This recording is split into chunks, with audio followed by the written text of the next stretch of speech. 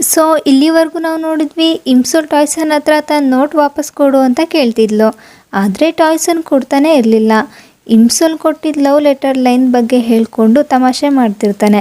ಮೊದಲಂತೂ ಇಮ್ಸೋಲ್ಗೆ ಕೋಪ ಬರುತ್ತೆ. ಹಾಗೆ ಟಾಯ್ಸನ್ಗಾಗಿರೋ ಗಾಯನ ನೋಡಿ ಇಲ್ಲೇ ಇರು ಅಂತ ಕೂರಿಸಿ ಕನ್ವೀನಿಯನ್ಸ್ ಸ್ಟೋರ್ಗೆ ಹೋಗಿ ಬ್ಯಾಂಡೇಜ್ ತಂದು ಡ್ರೆಸ್ಸಿಂಗ್ ಮಾಡ್ತಾಳೆ.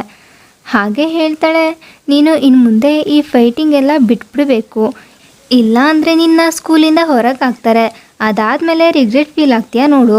ಜೊತೆಗೆ ನೀನು ನಿಮ್ಮ ಪೇರೆಂಟ್ಸ್ ಬಗ್ಗೆನೂ ಯೋಚನೆ ಮಾಡು ಅಂತಾಳೆ. ಟಾಯ್ಸನ್ ಇಮ್ಸೋಲ್ನೇ ನೋಡ್ತಿರ್ತಾನೆ. ಹೇಳ್ತಾನೆ, ಯಾರಿಗೂ ನನ್ನ ಮೇಲೆ ಕೇರೇ ಇಲ್ಲ. ಇಮ್ಸೋಲ್ ಹೇಳ್ತಾಳೆ, ಇಲ್ಲ ನಾನು ಮುಂಚೆ ಹಾಗೆ ಅಂದ್ಕೊಂಡಿದ್ದೆ, ನನ್ನ ಯಾರೂ ಕೇರ್ ಮಾಡಲ್ಲ ಅಂತ.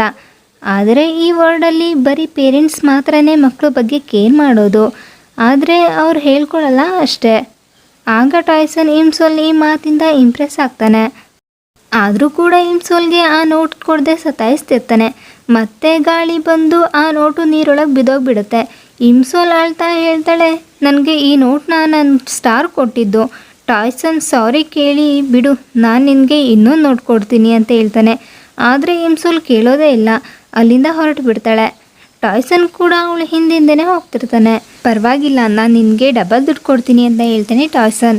ಆದರೆ ಇಮ್ಸೋಲ್ಗೆ ಕೋಪ ಬಂದು ಇಮ್ಸೋಲ್ ಮನೆ ಮುಂದೆನೇ ಇಬ್ಬರು ಜಗಳ ಆಡ್ಕೊಂಡು ನಿಂತ್ಕೊಬಿಡ್ತಾರೆ. ಅಲ್ಲೇ ಸಂಜಯ್ ಇರೋದನ್ನ ನೋಡಿ ಇಮ್ಸೋಲ್ ಟಾಯ್ಸನ್ ಹಿಂದೆ ಬಂದು ಬಚ್ಚಿಟ್ಕೊಬಿಡ್ತಾಳೆ, ಕ್ಯಾಪ್ ಹಾಕೊಂಡ್ಬಿಡ್ತಾಳೆ. ಮತ್ತೆ ಗ್ರ್ಯಾನಿ ವಾಯ್ಸಲ್ಲಿ, ಹಾಂ ಮಗು, ನೀನು ಮತ್ತೆ ಬಂದುಬಿಟ್ಯಾ ಅಂತಾಳೆ. ಇದನ್ನು ಕೇಳಿ ಟಾಯ್ಸನ್ಗೆ ಜೋರಾಗಿ ನಗು ಬರುತ್ತೆ. ನಿಜವಾಗ್ಲೂ ನೀನು ಗ್ರ್ಯಾನಿನಾ? ಅಲ್ಲೇ ಇದ್ದಿದ್ದು ಸಂಜಯ್ ಮಾತಾಡಿಸಿ, ನೀನು ಸಂಜಯ್ ಅಲ್ವಾ, ನೀನು ಸ್ವಿಮ್ಮರ್ ಅಲ್ವಾ, ನನಗೆ ನಿನ್ನ ಬೆಸ್ಟ್ ಫ್ರೆಂಡ್ ಗೊತ್ತು. ಸಂಜಯ್ ಕೇಳ್ತಾನೆ, ನೀನು ಯಾರು? ಟಾಯ್ಸನ್ ಅಂತ ಹೇಳ್ತಾನೆ. ಇದನ್ನು ಕೇಳಿ ಸಂಜಯ್ಗೆ ಅವನ ಫ್ರೆಂಡ್ ಹೇಳಿದ ನೆನಪಾಗುತ್ತೆ, ಇವನು ಇಮ್ಸೋಲ್ ಫಸ್ಟ್ ಕ್ರಷ್ ಅಂತ. ಮತ್ತು ಇಮ್ಸೋಲ್ ಸಂಜಯ್ನ ನೀರಿಂದ ದೂರ ಇರು ಅಂತ ಹೇಳ್ತಾಳೆ. ಅಲ್ಲಿಂದ ಹೋಗ್ತಿರ್ತಾಳೆ. ಸಂಜಯ್ ಕೋಪದಿಂದ ಡ್ರಾಮಾ ನಿಲ್ಲಿಸು ಅಂತ ಹೇಳ್ತಾನೆ. ಈಗ ಇಮ್ಸೋಲ್ ಅಲ್ಲೇ ನಿಂತ್ಕೊಬಿಡ್ತಾಳೆ. ಟಾಯ್ಸನ್ ಇಮ್ಸೋಲ್ನ ಆಡ್ಕೊಂಡು, ಐ ಥಿಂಕ್ ಗ್ರ್ಯಾನಿ ನೀನು ಎಕ್ಸ್ಪೋಸ್ ಆದೆ ಅಂತ ಅಂತಾನೆ. ಸಂಜಯ್ ಕೋಪದಿಂದ, ನಿನಗೆ ನಾನು ಗುಗ್ಗು ಥರ ಕಾಣಿಸ್ತೀನ ಈ ಥರ ಎಲ್ಲ ತಮಾಷೆ ಮಾಡೋಕ್ಕೆ? ಇಮ್ಸೋಲ್ ಹೇಳ್ತಾಳೆ, ಇಲ್ಲ ಆ ಥರ ಅಲ್ಲ, ನಾನು ನಿನ್ನ ಕಾಪಾಡೋಕ್ಕೆ ಆ ಥರ ಮಾಡಿದೆ ಅಷ್ಟೇ ಅಂತಾಳೆ. ಸಂಜಯ್ ಅವಳು ಮಾತೇ ಕೇಳಲ್ಲ, ಕೋಪದಿಂದ ತನ್ನ ಮನೆ ಒಳಗೋಗ್ಬಿಡ್ತಾನೆ. ಇಮ್ಸೋಲ್ಗೆ ಆಗ ಗೊತ್ತಾಗುತ್ತೆ ಸಂಜಯ್ ಮನೆ ಅಂತೂ ಇಮ್ಸೋಲ್ ಮನೆ ಮುಂದೆನೇ ಇರುತ್ತೆ. ಇಮ್ಸೋಲ್ ಫುಲ್ ಶಾಕ್ ಆಗ್ತಾಳೆ. ಅಲ್ಲ, ಅಷ್ಟು ದೊಡ್ಡ ಸ್ಟಾರ್, ಕೆ-ಪಾಪ್ ಸಿಂಗರ್, ಹೈಸ್ಕೂಲ್ ಟೈಮಲ್ಲಿ ನನ್ನ ಮನೆ ಮುಂದೆನೇ ಎದುರುಗಡೆನೇ ಇದ್ರಾ ಅನ್ನೋದನ್ನು ತಿಳಿದು ಅರ್ಜೆಂಟಲ್ಲಿ ಟಾಯ್ಸನ್ಗೆ ಬಾಯ್ ಹೇಳಿ ಅಲ್ಲಿಂದ ಹೋಗ್ಬಿಡ್ತಾಳೆ. ಹೋಗಿ ಅವಳ ಅಮ್ಮನ ಹತ್ರ, ಅಮ್ಮ, ಮನೆ ಎದುರುಗಡೆ ಒಬ್ಬರು ಅಂಕಲ್ ಇದ್ರಲ್ಲ, ಅವರೆಲ್ಲೋದ್ರು ಅಂತ ಕೇಳ್ತಾಳೆ.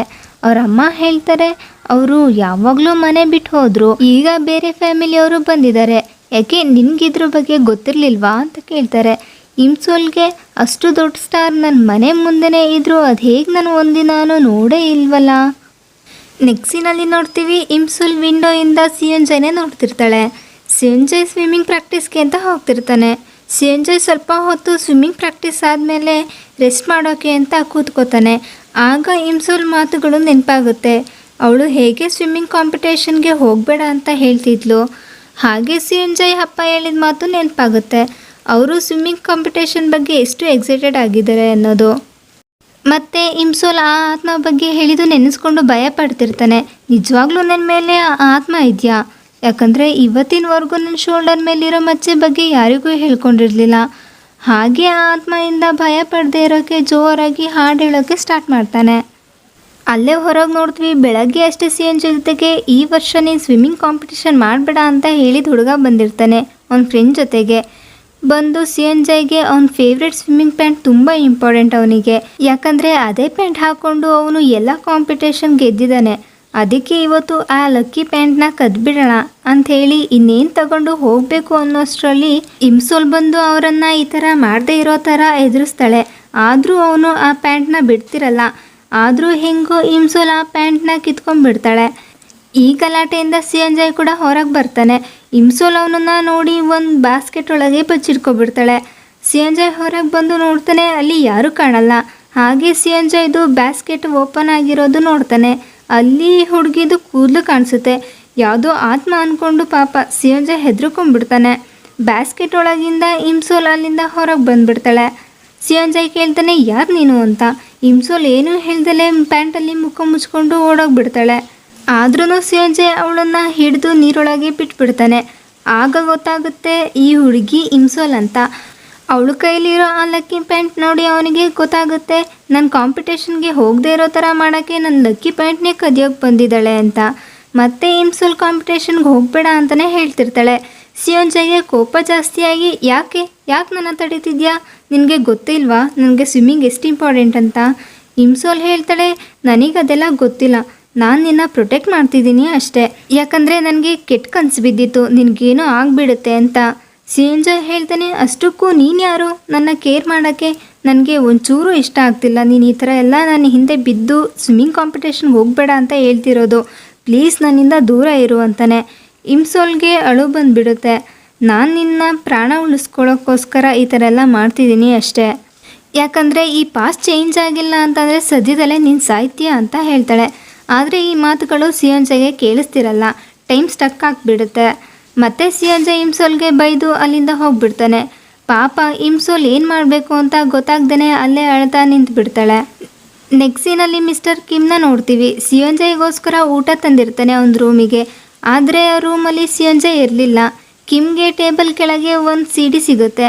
ಅದೇ ಇಮ್ಸೋಲ್ ಅಮ್ಮ ಕೇಳ್ತಿರೋದು. ಅದನ್ನ ನೋಡಿ ಶಾಕ್ ಆಗ್ತಾನೆ ಮಿಸ್ಟರ್ ಕಿಮ್. ಯಾಕಂದರೆ ನನ್ನ ಮಗ ಸಿಯೋಂಜಾಯ್ ಈ ಥರ ಡರ್ಟಿ CD ಎಲ್ಲ ನೋಡ್ತಾನ ಅಂತ. ಈ ಕಡೆ ಸಿಯೋಂಜಾಯ್ ಮನೆಗೆ ಬರ್ತಿದ್ದ ಹಾಗೇನೆ ಅವ್ನ ಫ್ರೆಂಡ್ ಕಾಲ್ ಮಾಡಿ ನಿನ್ನ ಶತ್ರು ನಿನ್ನ ಫೇವ್ರೆಟ್ ಸ್ವಿಮ್ಮಿಂಗ್ ಪ್ಯಾಂಟ್ನ ಕದ್ಬಿಟ್ಟಿದ್ದ, ಅದು ಸಿಗ್ತಾ ನಿನಗೆ ಅಂತಾನೆ. ಇದನ್ನು ಕೇಳಿ ಸಿಯೋಂಜಾಯ್ಗೆ ತಿಳಿಯುತ್ತೆ ಇಮ್ಸೋಲ್ ಹೇಳಿದ್ದು ನಿಜ. ಅವನು ನನಗೆ ಹೆಲ್ಪ್ ಮಾಡೋಕ್ಕೆ ಅಂತಲೇ ಬಂದಿದ್ಲು. ಅವಳು ನನಗೆ ಹೆಲ್ಪ್ ಮಾಡೋಕ್ಕೆ ಅಂತಲೇ ಬಂದಿದ್ಲು. ಆದರೆ ನಾನು ಅವಳನ್ನು ತಪ್ಪಾಗಿ ತಿಳಿದು ಬೈದ್ಬಿಟ್ಟೆ ಅಂದ್ಕೊಂಡು ಸೀದಾ ಅಲ್ಲಿಂದ ಇಮ್ಸೋಲ್ನ ಹುಡುಕೊಂಡು ಹೋಗ್ಬಿಡ್ತಾನೆ. ಇನ್ನೊಂದು ಕಡೆ ಇಮ್ಸೋಲ್ ಸಿಯೋಂಜಾಯ್ ಬೈತಿದ್ದೆ ನೆನೆಸ್ಕೊಂಡು ರೋಡ್ ಸೈಡಲ್ಲಿ ನಡ್ಕೊಂಡು ಬರ್ತಿರ್ತಾಳೆ. ಆಗ ರೋಡ್ ಕ್ರಾಸ್ ಮಾಡಬೇಕಿರುತ್ತೆ. ಆದರೆ ಅವಳಿಗೆ ರೋಡ್ ಕ್ರಾಸ್ ಮಾಡೋಕ್ಕೆ ಭಯ ಆಗ್ತಿರುತ್ತೆ. ಯಾಕಂದರೆ ಫಸ್ಟ್ ಎಪಿಸೋಡ್ ನೋಡಿರೋ ಥರ ಅವಳಿಗೆ ಆಕ್ಸಿಡೆಂಟಿಂದ ಕಾಲು ಪ್ಯಾರಲೈಸ್ ಆಗಿರುತ್ತೆ. ಅದಕ್ಕೆ ಅವಳಿಗೆ ಕ್ರಾಸ್ ಮಾಡೋಕ್ಕಾಗ್ತಿರಲ್ಲ. ಆದರೂ ಹೇಗೋ ಧೈರ್ಯ ಮಾಡಿ ಕ್ರಾಸ್ ಮಾಡೋಣ ಅಂತ ಹೋಗ್ತಾಳೆ. ರೋಡ್ ಮಧ್ಯೆ ಬಂದು ನಿಂತ್ಬಿಡ್ತಾಳೆ. ಇನ್ನೇನು ಕಾರ್ ಬಂದು ಇಮ್ಸೋಲ್ನ ಗುದ್ದಬೇಕು ಅನ್ನೋ ಅಷ್ಟರಲ್ಲಿ ಸಿಯೋಂಜಾಯ್ ಬಂದು ಎಳ್ಕೊಂಡ್ಬಿಡ್ತಾನೆ, ಕಾಪಾಡ್ತಾನೆ. ನಿನ್ಗೇನು ಮೈ ಮೇಲೆ ಪ್ರಜ್ಞೆ ಇಲ್ವಾ, ಯಾಕೆ ರೋಡ್ ಮಧ್ಯೆ ಬಂದು ನಿಂತ್ಕೊಂಡಿದ್ಯಾ, ರೋಡ್ ಕ್ರಾಸ್ ಮಾಡೋಕ್ಕಾಗಲ್ವಾ ಅಂತಾನೆ. ಆದರೆ ಇಮ್ಸೋಲ್ ತುಂಬ ಹೆದರ್ಕೊಂಡಿರ್ತಾಳೆ. ತಲೆ ಸುತ್ತ ಬಂದು ಪ್ರಜ್ಞೆ ತಪ್ಪಿ ಸಿಯೋಂಜಾಯ್ ಮೇಲೇ ಬಿದ್ದುಬಿಡ್ತಾಳೆ. ಆಗ ಸಿಯೋಂಜಾಯ್ಗೆ ಇಮ್ಸೋಲ್ ಬಗ್ಗೆ ಪಾಪ ಅನಿಸುತ್ತೆ. ಅಲ್ಲೇ ನಮಗೆ ಫ್ಲ್ಯಾಶ್ ಬ್ಯಾಕ್ನ ತೋರಿಸ್ತಾರೆ. ಸಿಯೋಂಜಾಯ್ ಫಸ್ಟ್ ಈ ಮನೆಗೆ ಶಿಫ್ಟ್ ಆದಾಗ ಡೆಲಿವರಿ ಬಾಯ್ ಮಿಸ್ ಆಗಿ ಇಮ್ಸೋಲ್ ಪಾರ್ಸಲ್ನ ಸಿಯೋಂಜಾಯ್ ಮನೆ ಮುಂದೆ ಇಟ್ಟಿರ್ತಾನೆ. ಅದಕ್ಕೆ ಸಿಯೋಂಜಾಯ್ ಆ ಪಾರ್ಸಲ್ನ ಇಮ್ಸೋಲ್ ಮನೆ ಮುಂದೆ ಇಡೋಕ್ಕೆ ಅಂತ ಹೋದಾಗ ಇಮ್ಸೋಲ್ ಅವನನ್ನು ಡೆಲಿವರಿ ಬಾಯ್ ಅಂತ ತಪ್ಪಾಗಿ ತಿಳ್ಕೊಂಡಿರ್ತಾಳೆ. ಆಗ ಸಿಯೋಂಜಾಯ್ ಇಮ್ಸೋಲ್ನೇ ನೋಡ್ತಿರ್ತಾನೆ. ಯಾಕಂದರೆ ಸಿಯೋಂಜಾಯ್ಗೆ ಇಮ್ಸೋಲ್ನ ನೋಡ್ತಿದ್ದ ಹಾಗೇ ಕ್ರಶ್ ಆಗಿಬಿಟ್ಟಿರುತ್ತೆ. ಇಮ್ಸೋಲ್ ಪಾರ್ಸಲ್ ಇಸ್ಕೊಂಡು ತನ್ನ ಛತ್ರಿನ ಅವನಿಗೆ ಕೊಡ್ತಾಳೆ. ನಾನಿನ್ನೂ ತುಂಬ ಆರ್ಡರ್ ಮಾಡಿದ್ದೀನಿ, ಅದನ್ನು ಕೊಡೋಕ್ಕೆ ನೀವು ಪದೇ ಪದೇ ಬರಬೇಕಿರುತ್ತೆ ಅಂತ ಛತ್ರಿ ಜೊತೆಗೆ ಆ್ಯಸ್ ಎ ಥ್ಯಾಂಕ್ಸ್ ವೈಟ್ ಕ್ಯಾಂಡೀಸ್ನ ಕೊಟ್ಟು ಅಲ್ಲಿಂದ ಹೋಗ್ತಾಳೆ. ಮತ್ತು ಇವರಿಬ್ರದ್ದು ಸೆಕೆಂಡ್ ಮೀಟ್ ಆಗುತ್ತೆ. ಸಿಯೋಂಜಾಯ್ ಇಮ್ಸೋಲ್ನ ನೋಡಬೇಕು ಅಂತಲೇ ಅವ್ರ CD ಶಾಪ್ಗೆ ಬಂದಿರ್ತಾನೆ. ಅಲ್ಲಿ ಇಮ್ಸೋಲ್ ಕೂತ್ಕೊಂಡು ನಿದ್ದೆ ಮಾಡ್ತಿರ್ತಾಳೆ. ಇಮ್ಸೋಲ್ ಇನ್ನೇನು ಬೀಳಬೇಕು ಅನ್ನೋ ಅಷ್ಟರಲ್ಲಿ ಸಿಯೋಂಜಾಯ್ ತನ್ನ ಕೈನ ಅವಳ ತಲೆ ಕೆಳಗೆ ಇಟ್ಬಿಡ್ತಾನೆ. ಸಿಯೋಂಜಾಯ್ ಪ್ರೀತಿಯಿಂದ ಇಮ್ಸೋಲ್ನೇ ನೋಡ್ತಿರ್ತಾನೆ. ಆದರೆ ಅವನಿಗೆ ಕೈ ಕೂಡ ನೋವಾಗ್ತಿರುತ್ತೆ. ಹಾಗೆ ಅಲ್ಲಿಗೆ ಒಬ್ಬ ಕಸ್ಟಮರ್ ಬರ್ತಾನೆ. ಅದರಿಂದ ಇಮ್ಸೋಲ್ ಎದ್ಬಿಡ್ತಾಳೆ. ಸಿಯೋಂಜಾಯ್ ಕೂಡ ಗಾಬರಿಯಿಂದ ಡರ್ಟಿ ಮೂವಿ CD ಎತ್ಕೊಂಡ್ಬಿಡ್ತಾನೆ. ಅದು ತನ್ನ ಅಪ್ಪನ ಹೆಸರಲ್ಲಿ. ಆಮೇಲೆ ಆ CD ಆ ಡರ್ಟಿ ಅಂತ ಗೊತ್ತಾಗಿ ಅಲ್ಲಿಂದ ಹೋಗ್ಬಿಡ್ತಾನೆ. ಮತ್ತೆ ಆ ದಿನನ ತೋರಿಸ್ತಾರೆ. ಇಮ್ಸೋಲ್ ಟೈಮ್ ಟ್ರಾವೆಲ್ ಮಾಡಿ ಫ್ಯೂಚರಿಂದ ಪಾಸ್ಟಿಗೆ ಬಂದಿದ್ದ ದಿನ ಓಡ್ ಬಂದು ಸಿಯೋಂಜಾಯ್ನ ಹಗ್ ಮಾಡಿದ್ದು. ಆವತ್ತು ಅವನಿಗೆ ನಂಬೋಕೆ ಆಗ್ತಿರಲ್ಲ, ಇದು ಕನಸ ಇಲ್ಲ ನಿಜಾನಾ, ನನ್ನ ಕ್ರಶ್ ಇಮ್ಸೋಲ್ ತಾನಾಗಿ ಬಂದು ತನ್ನ ಫೀಲಿಂಗ್ಸ್ನ ಕನ್ಫೆಸ್ ಮಾಡ್ಕೋತಿದ್ದಾರೆ ಅಂತ ಖುಷಿ ಆಗ್ತಿರ್ತಾನೆ. ಆಮೇಲೆ ಇಮ್ಸೋಲ್ ಸಿಯೋಂಜಾಯ್ಗೆ ಫ್ರೆಂಡ್ ರಿಕ್ವೆಸ್ಟ್ ಕಳಿಸ್ದಾಗ್ಲೂ ತುಂಬ ಖುಷಿಯಾಗಿರ್ತಾನೆ. ಇನ್ನೇನು ಆಕ್ಸೆಪ್ಟ್ ಮಾಡಬೇಕು ಅನ್ನೋಷ್ಟರಲ್ಲಿ ಸಿಯೋಂಜಾಯ್ ಅಪ್ಪ ರೂಮ್ ಒಳಗೆ ಬಂದುಬಿಡ್ತಾನೆ. ಇದರಿಂದ ಮಿಸ್ ಆಗಿ ಫ್ರೆಂಡ್ ರಿಕ್ವೆಸ್ಟ್ ಕ್ಯಾನ್ಸಲ್ ಆಗಿಬಿಟ್ಟಿರುತ್ತೆ. ಅದಕ್ಕೆ ಅವನು ಅವರಪ್ಪನ ಮೇಲೇ ತುಂಬ ಕೋಪ ಮಾಡ್ಕೊಂಡ್ಬಿಟ್ಟಿರ್ತಾನೆ. ಅಪ್ಪ ನಿನಗೆ ಡೋರ್ ನಾಕ್ ಮಾಡ್ಕೊಂಬರ್ಬೇಕು ಅಂತ ಗೊತ್ತಾಗಲ್ವಾ ಅಂತ. ಜೊತೆಗೆ ಅವತ್ತು ಬೇಕು ಅಂತಲೇ ಸಿಯೋಂಜಾಯ್ ಇಮ್ಸೋಲ್ ಸ್ಕೂಲ್ಗೆ ಹೋಗೋ ಟೈಮ್ಗೆ ಹೋಗ್ತಿರ್ತಾನೆ. ಇಮ್ಸೋಲ್ ಜೊತೆಗೇ ಸ್ಕೂಲ್ಗೆ ಹೋಗಬೇಕು ಅಂತ. ಇಮ್ಸೋಲ್ ಮನೆಯಿಂದ ಹೊರಗೆ ಬರೋದನ್ನೇ ಕಾಯ್ತಾ ಮೊದಲು ಇಮ್ಸೋಲ್ ಮನೆಯಿಂದ ಹೊರಟ ಮೇಲೆ ಅವಳನ್ನೇ ಫಾಲೋ ಮಾಡ್ತಿರ್ತಾನೆ. ಜೊತೆಗೆ ಇಮ್ಸೋಲ್ ಬ್ಯಾಗ್ ಜಿಪ್ ಓಪನ್ ಆಗಿರುತ್ತೆ. ಅವಳಿಗೇನೆ ಗೊತ್ತಿಲ್ಲದಂಗೆ ಜಿಪ್ ಹಾಕಿರ್ತಾನೆ. ಇದೆಲ್ಲ ನೋಡಿದ್ಮೇಲೆ ಗೊತ್ತಾಗುತ್ತೆ ಪಾಸ್ಟಲ್ಲಿ ಇಮ್ಸೋಲ್ಗೆ ಗೊತ್ತಿಲ್ಲದೇ ಸಿಯೋನ್ಜಾಯ್ಗೆ ಇಮ್ಸೋಲ್ ಮೇಲೆ ಕ್ರಶ್ ಆಗಿತ್ತು. ಆದರೆ ಇಮ್ಸೋಲ್ಗೆ ಈ ವಿಷಯ ಗೊತ್ತೇ ಆಗಿರಲಿಲ್ಲ. ಸ್ಟೋರಿ ಮತ್ತೆ ಪ್ರೆಸೆಂಟ್ ಬರುತ್ತೆ. ಇಲ್ಲಿ ಇಮ್ಸೋಲ್ ಪ್ರಜ್ಞೆ ತಪ್ಪಿರ್ತಾಳೆ. ಸಿಯೋನ್ಜಾಯ್ ಅವಳನ್ನ ಹಿಡ್ಕೊಂಡಿರ್ತಾನೆ. ಆಗ ಇಮ್ಸೋಲ್ಗೆ ಎಚ್ಚರ ಆಗುತ್ತೆ. ಆಗ ಮತ್ತೆ ನಮಗೆ ಸಿಯೋನ್ಜಾಯ್ ಸೂಸೈಡ್ ಮಾಡ್ಕೊಂಡಿದ್ದ ಸೀನ್ನ ತೋರಿಸ್ತಾರೆ. ಅಲ್ಲೇ ಟೇಬಲ್ ಮೇಲೆ ಇಮ್ಸೋಲ್ ಕೊಟ್ಟಿದ್ದು ವೈಟ್ ಕ್ಯಾಂಡೀಸ್ ಇರುತ್ತೆ. ಜೊತೆಗೆ ಇಮ್ಸೋಲ್ ಮತ್ತು ಸಿಯೋನ್ಜಾಯ್ ಜೊತೆಗಿರೋ ಫೋಟೋನೂ ಇರುತ್ತೆ. ಇಲ್ಲಿಗೆ ಈ ಎಪಿಸೋಡ್ ಎಂಡ್ ಆಗುತ್ತೆ.